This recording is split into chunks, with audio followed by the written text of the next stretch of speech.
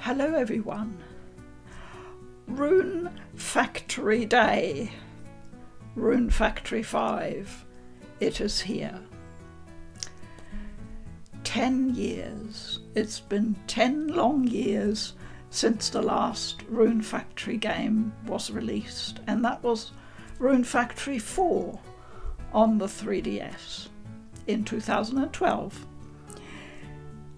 I did an unboxing for Rune Factory 4, the Switch edition, which was a remake, exactly 3 years ago in March 2019. So that was the game.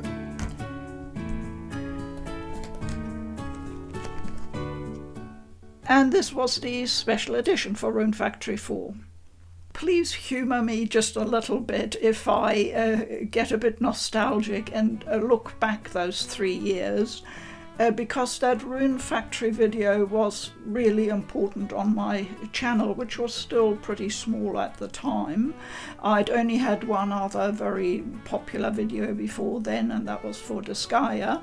But Rune Factory 4 unboxing video proved surprisingly popular, and what really impressed me, what I rejoiced about, was the number of people who arrived on my channel with such a deep affection for the Rune Factory series.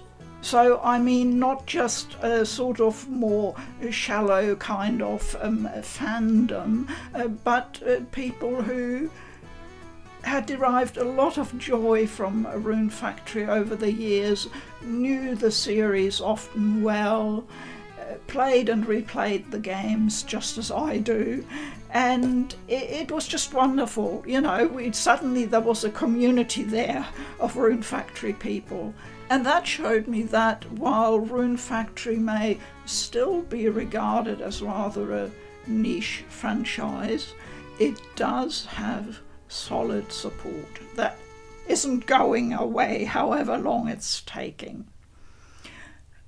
But everything changes in life and we need to move on, and 10 years later we have Rune Factory 5, which is probably trying to move things into a new direction. I want to talk about two issues today that I see as important, and that will be my guiding light when I play the game and later give my impressions. The first topic concerns the story and the gameplay formula of Rune Factory, and the second topic is the graphics and the performance of the new game. With the move to the Switch, there was obviously a considerable changeover in how the developers handled everything. And for me, Rune Factory 4 worked really well on the Switch. I have to confess that I'm really extremely fond of the 3DS, not because of its subpar screen, no, but as a unit, as a piece of design kit, I think it's almost unmatched. I just love the clamshell design, and there were a lot of games on the DS and 3DS that took advantage of that and really tailored the gameplay to the fact that you have a dual screen. And Rune Factory was one of those franchises, and I thought it just worked extremely well on that little Nintendo handheld. So the transition to a one-screen device is of course a considerable step and entailed a few compromises that had to be made.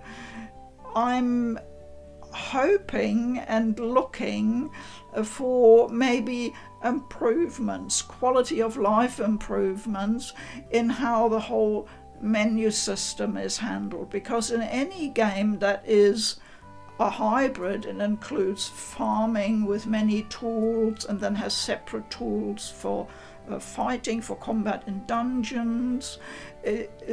There's a lot to handle, and having to laboriously jump in and out and around in menus to get stuff equipped and unequipped, etc. It can impede the game flow a bit. And on the 3DS, I thought that was easier. Yeah. Otherwise, of course, we had the gorgeous upgrade in graphics on the Switch, and I thought Rune Factory 4 looks absolutely beautiful. The graphic style, the illustration style of Rune Factory 4 just suits the Nintendo Switch really well, and I think it just looks gorgeous. It's all round an absolutely wonderful package.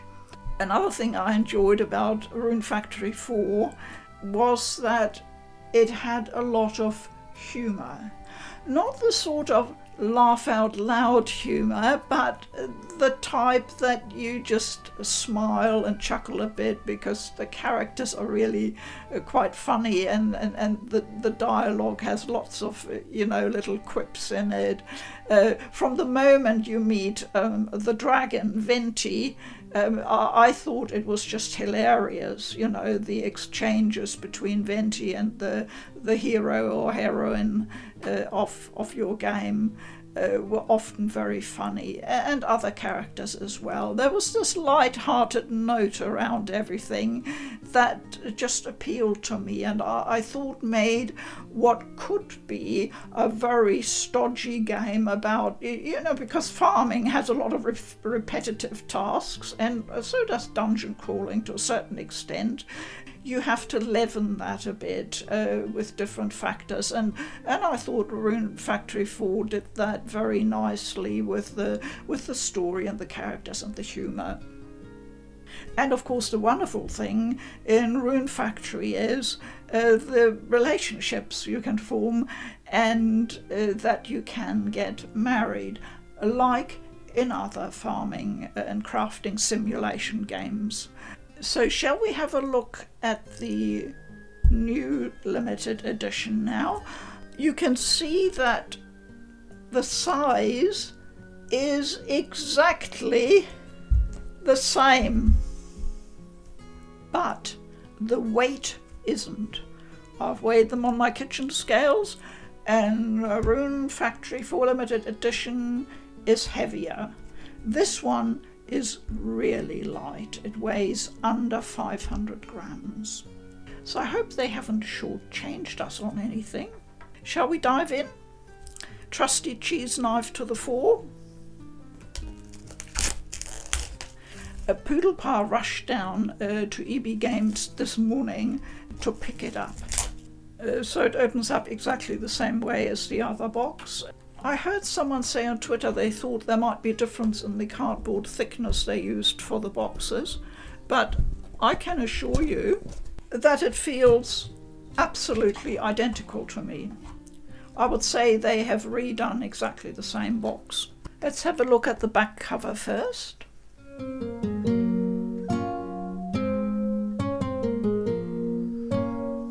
Enter a world of endless possibilities. And there's the listing of the contents of the limited edition. And you will probably have noticed on the front cover our ratings symbol, which is M for mature, which is probably a bit unusual for a Rune Factory game because the usual rating in Europe is age 12 and up. Mature themes and sexual innuendo. Well, I guess if you're trying to get married, then a little bit of sexual innuendo might be unavoidable.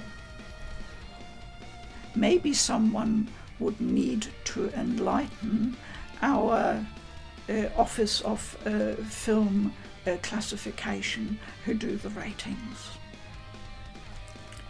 Now we can see the similarity in illustration style, and that is reassuring.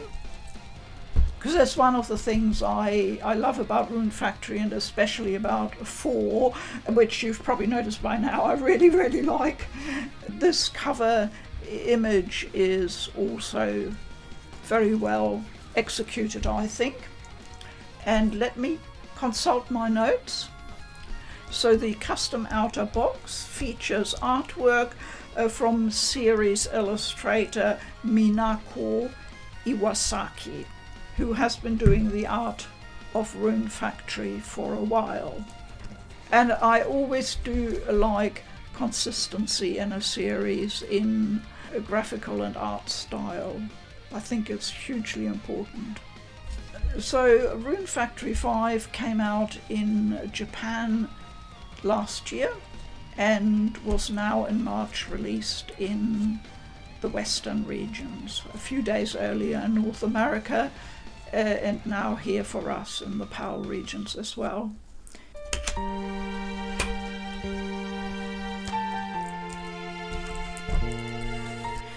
So here we have the game, and I'll just get it out of its cellophane to get rid of the reflection.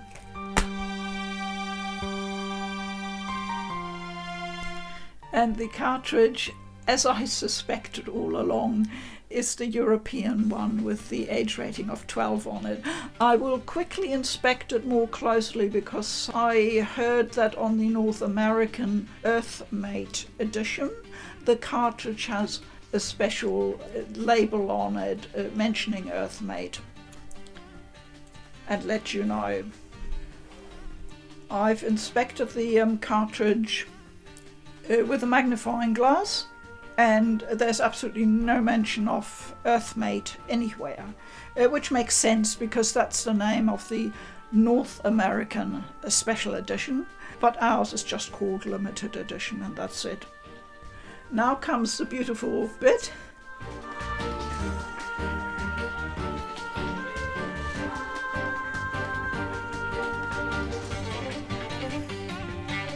The steelbook, which has the ensemble image on the back.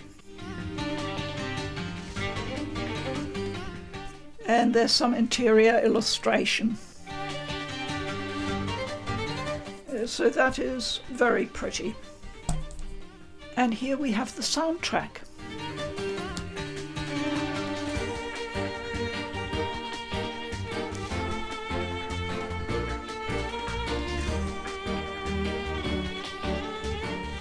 Uh, 15 tracks, and as usual I will try and take a couple of tracks and use them for some highlight music. That is a very beautifully designed CD. The sleeve for the art book came separate, so I'll just put it on. The art of Rune Factory 5.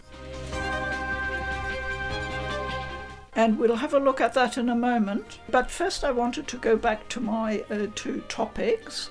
One of them I've already touched upon, and that is the gameplay mechanics.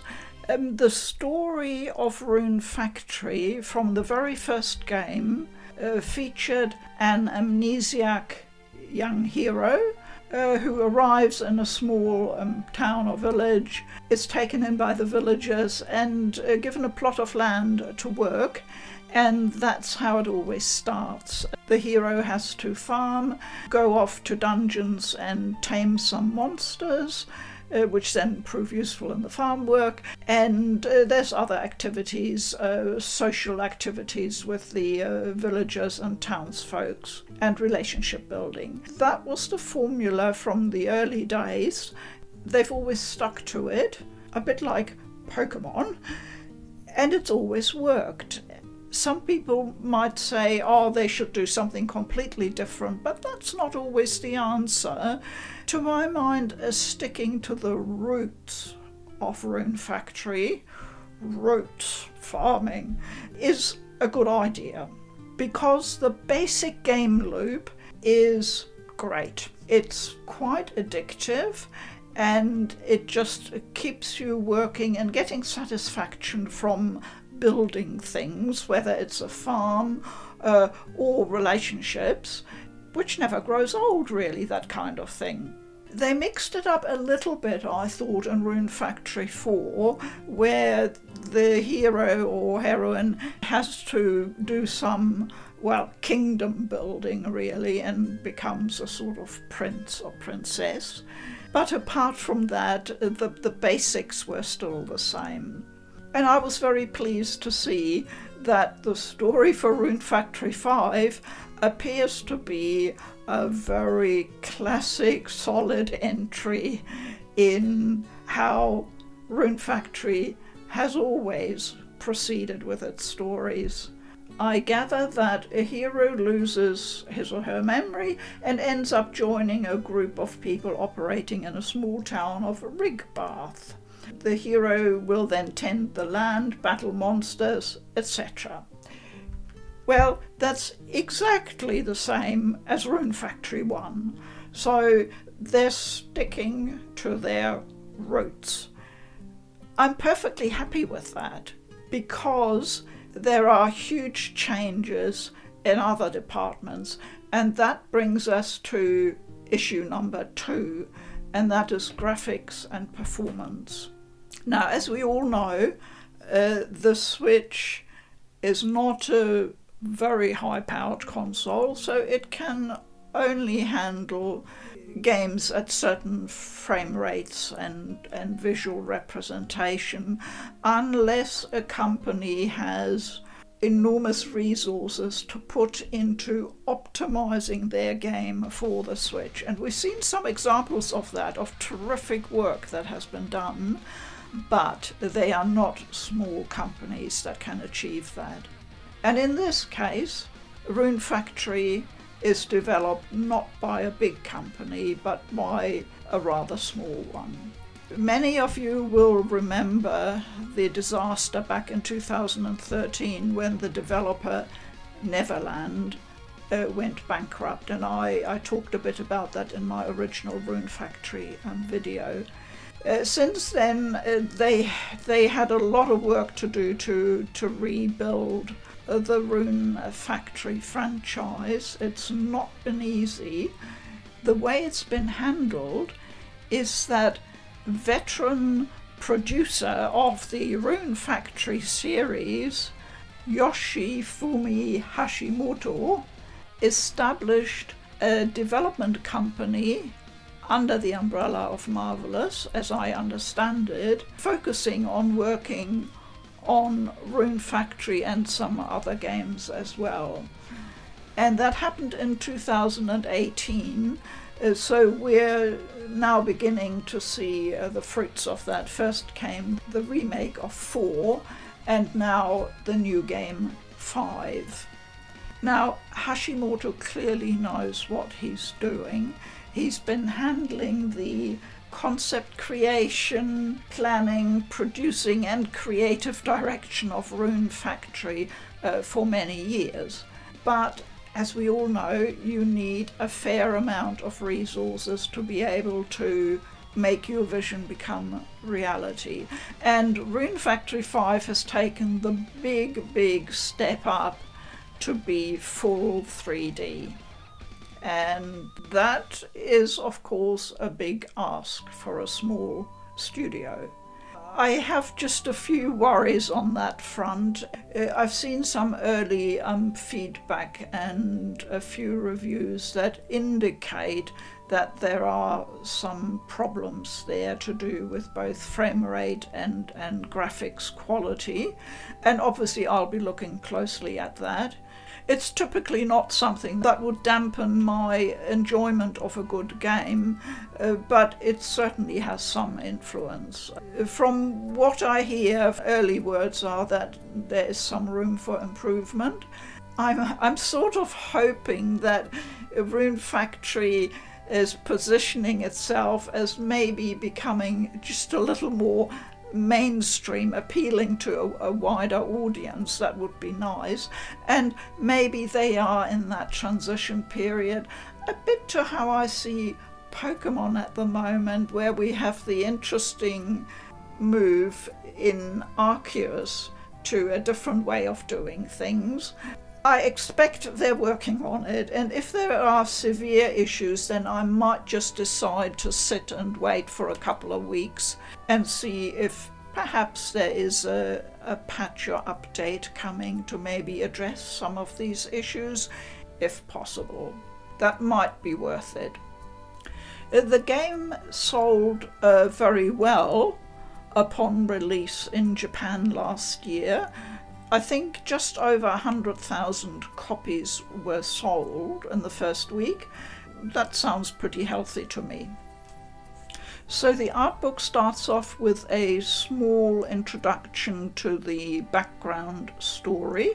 After collapsing in the middle of a journey, the bewildered protagonist awakens to the sound of someone screaming for help.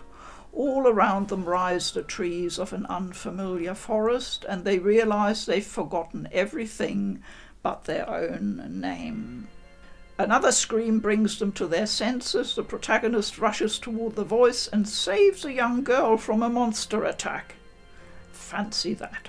Before their strength gives out, they manage to bring her back to a nearby town, which is called Rigbath.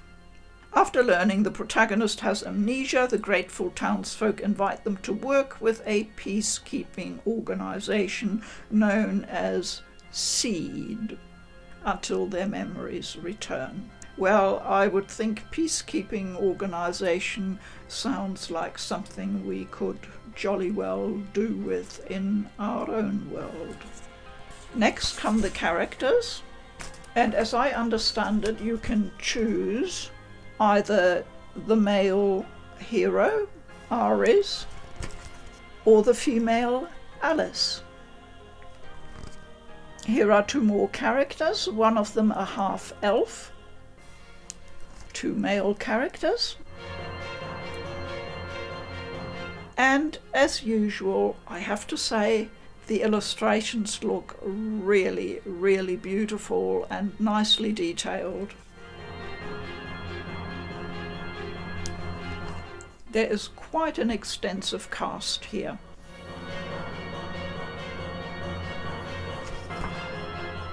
There's some older characters.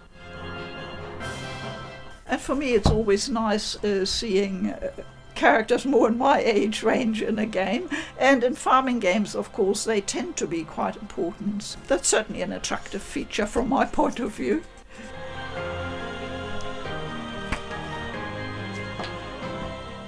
It's actually easier handling the book without the cover. And here we have characters in chibi style. And just look at the critters and monsters. And here are some backgrounds and concept art.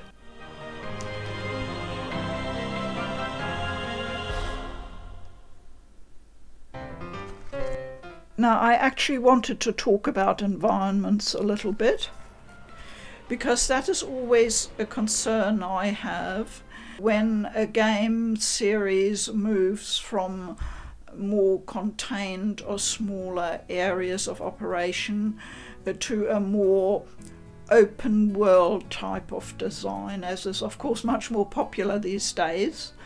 The worry there is that if they haven't got enough resources to populate these environments, they can look and feel awfully empty. You know, flora, fauna, NPCs, items, just anything interesting really. I don't really enjoy running through miles and miles of maps and environments where nothing very interesting is to see or to interact with. In that case, I much prefer the older approach like we had in the Atelier games, where you got a beautiful overworld map where you could see all the towns, the lay of the land, the terrain, everything very nicely, and you simply picked your point on the map and travelled there. And I enjoy that to this day. There's nothing wrong with that approach in my opinion, if you can't manage an open world environment really well. So that's just the sort of thing I would be looking out for. Some special woolly illustrations. Woolly being the woolly sheepy critter that populates all Rune Factory games. And here's the 15th anniversary illustration. And here are the credits at the end, giving you some of the names that I've already mentioned, like Hakama Inc., the company formed in 2018 by Yoshifumi Hashimoto, together with a few other staff from the old Rune Factory team, Minako Iwasaki, the main artist, and staff from Marvelous, and TriStar involved as well. And it says on the penultimate page, the story of Rune Factory continues. Well, that is good to hear. So for the first time in Rune Factory history, it is possible to have same-sex marriage in the game, so that's another big step forward, very welcome. So there we are. As you can see, I have a few questions and a few concerns about the game, how it will play, and as always, I will give you my honest and straightforward opinion, what my impressions are, once I have had the chance to play a good bit of the game. As always, thank you very much for joining me. I wish you a very happy Rune Factory weekend. Please keep well. I'm Food for Dogs. Bye-bye.